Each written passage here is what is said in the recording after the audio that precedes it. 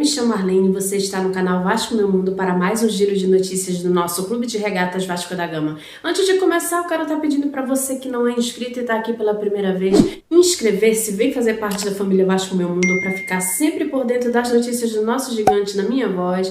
Deixa o like no vídeo que vai estar me apoiando pra caramba também aqui no YouTube, taca o dedo aí no joinha para apoiar a Vascaína aqui. E o principal, hein? O principal, não esqueça de ativar o sininho das notificações para sempre ser notificado pelo YouTube quando eu postar novos vídeos aqui.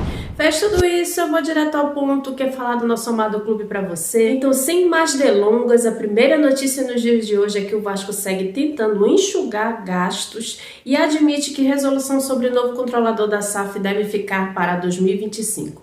Passado quase um terço dos 90 dias de suspensão da ação judicial e da arbitragem na FGV, o Vasco ainda vê pequenos avanços pela venda das ações da 777 Partners, antiga parceira do clube na SAF do futebol.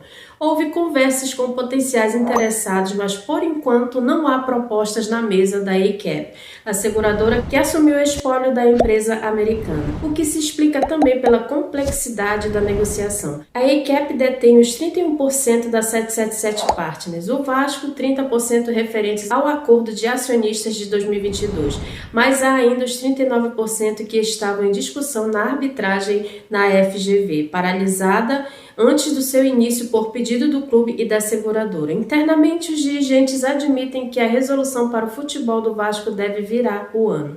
Inicialmente, a movimentação do Vasco era pela rescisão de contrato de investimento e do acordo de acionistas com a 777 Partners, enquanto os americanos queriam a retomada do controle do contrato assinado em 2022. A diretoria de Pedrinho alega diversos descumprimentos de contrato e outras irregularidades, como atrasos e operações que seriam proibidas. Uma delas, a triangulação financeira feita pela 777 Partners com retirada de dinheiro do Vasco para a empresa coligada do grupo 777. A ACAP não colocou preço na revenda da SAF e o Vasco estuda outras possibilidades. A diretoria vascaína mantém contatos com representantes da ACAP no Brasil e o cenário vai depender até de possível desvalorização de mercado do preço da SAF. O acordo original previa 700 milhões em investimentos por 5 anos e mais 700 milhões em pagamento de dívidas. Ou seja, caso a ACAP analise ofertas mais baixas, nem mesmo o movimento do clube para a recompra de ações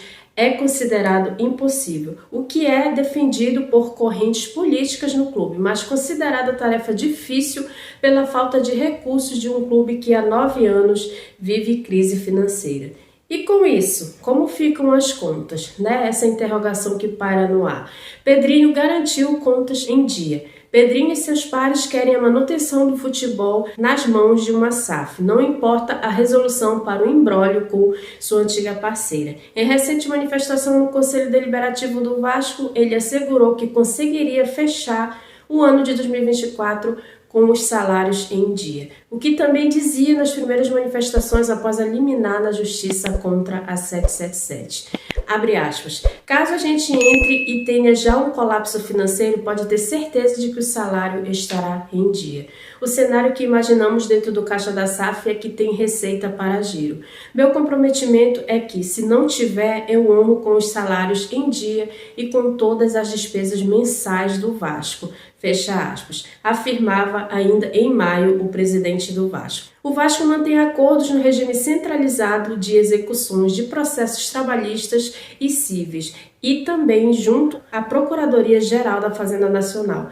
Recentemente atrasou alguns dias no RCE, um quadro que pode se repetir com as dificuldades do fluxo de caixa sem o aporte de setembro da 777. No cronograma de investimentos, o clube receberia cerca de 300 milhões nesse mês. A situação financeira está longe de ser tranquila e o início de 2025 é preocupante quando se somam as possibilidades de transfer ban da FIFA por não pagamento de Puma Rodrigues e Paulinho e ainda a escassez de recursos no primeiro trimestre com o Campeonato Carioca. Mas a diretoria vascaína busca equilibrar as contas com algumas antecipações. Uma delas foi o recebimento de parceria de pouco mais de 40 milhões da venda de Marlon Gomes, Outra é a verba garantida pelo avanço da Copa do Brasil. Somados os valores recebidos pelo Vasco até as semifinais, pela primeira vez em 13 anos, o clube já embolsou 22,85 milhões com a participação na competição nacional de 2024 e a antecipação do naming rights. Entre outros mecanismos para manter até aqui a casa em ordem está a geração de novas receitas, como a do patrocinador Viva Sorte, que assinou até o fim de 2025. O Vasco também pretende sentar para conversar com a Betfair, sua patrocinadora master, até 2025.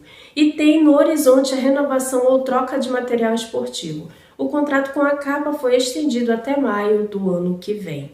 Outra ponta para manter a roda girando são as renegociações de dívidas. Os dirigentes negociaram alongamento de série de dívidas feitas ainda pela gestão da 777, como a do francês Dimitri Payet, que tem muito a receber de direitos de imagem.